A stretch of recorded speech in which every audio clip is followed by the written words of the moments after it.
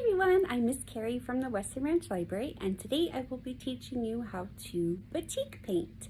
I'll go ahead and list the supplies that you'll need and we can get started.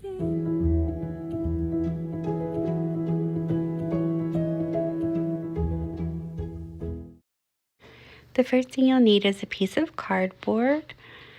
You'll need a piece of fabric, or this is a cotton sheet. You can use a t-shirt, anything like that. This is a coloring page.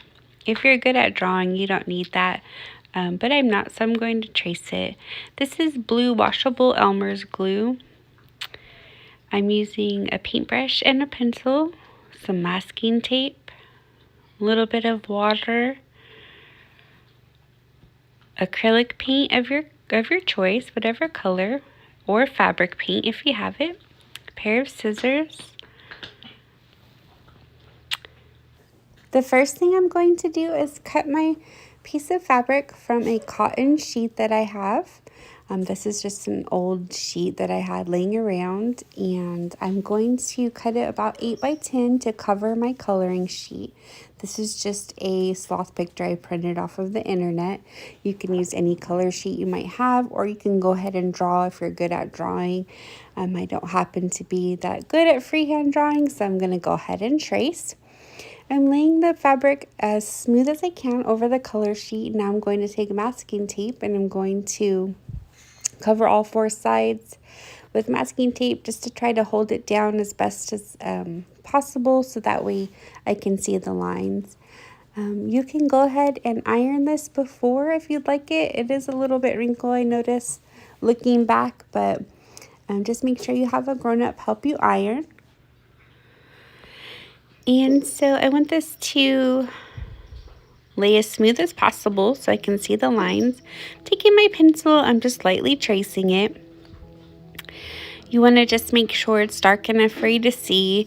The paint will cover this, so you won't see this after you paint it and everything, so don't worry too much about that. Just don't use a pen because the pen will definitely show.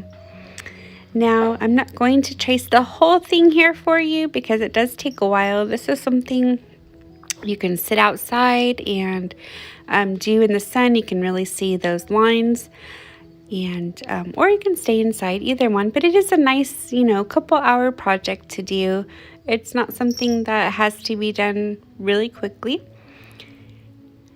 And you don't want to make it too detailed, too small, because that makes it a little bit difficult to get the paint and the glue in. So it doesn't have to be too detailed. Now, the reason I chose this project is I saw some batik art. It's from Java, Indonesia. That's where it originated. And they actually use wax when they're doing this type of art, and so they use hot wax. Today we're going to just use some blue Elmer's glue, and so this is going to take the place of the wax, since it's a little bit more safer for a kid project. I'm using blue rather than white because I can see it shows up, and I can see to make sure I covered all of my lines. Basically, I'm using it to trace along everything that I penciled in. It does not have to be perfect. You can kind of, if you make a little mistake or anything, don't worry. You can either wipe it off or just continue on. You want to make sure that it's covered, and you want to put it outside to dry. Once it's all dry, it depends, a couple hours or less to dry. You want to get your acrylic paint and you want to mix it with a little bit of water, and then you can begin to paint your drawing. Now you want to make sure it's not too thin like watercolor paint, but you don't want it to be a thick acrylic paint either. You want it to be a in-between consistency. Again, this doesn't have to be perfect. Go ahead and cover the blue glue wherever the glue is what will end up being white on your canvas there. So just keep that in mind and have fun. Make sure you cover the entire piece of fabric. You want it to all be nice and covered. In Indonesia, when they do make this art, they only use a couple of colors usually, and they use nice bright colors. So keep that in mind. But as always, feel free to do whatever colors makes you happy.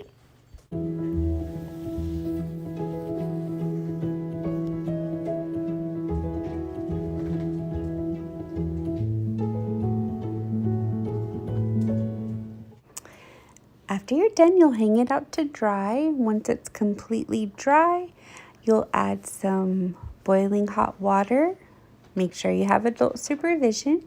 Some boiling hot water to a pot or the sink, and you'll want to put the cloths in. I'm using a stick to stir them under the water. The flower one is the one I made off camera. And it takes a good hour or so for it to soak. And you want to let the water cool. Go back and you can see that most of the glue is completely gone, and in its place it has the white lines. You can look, see if there's any more blue glue on there. If there is, just gently rub it. It'll come right off.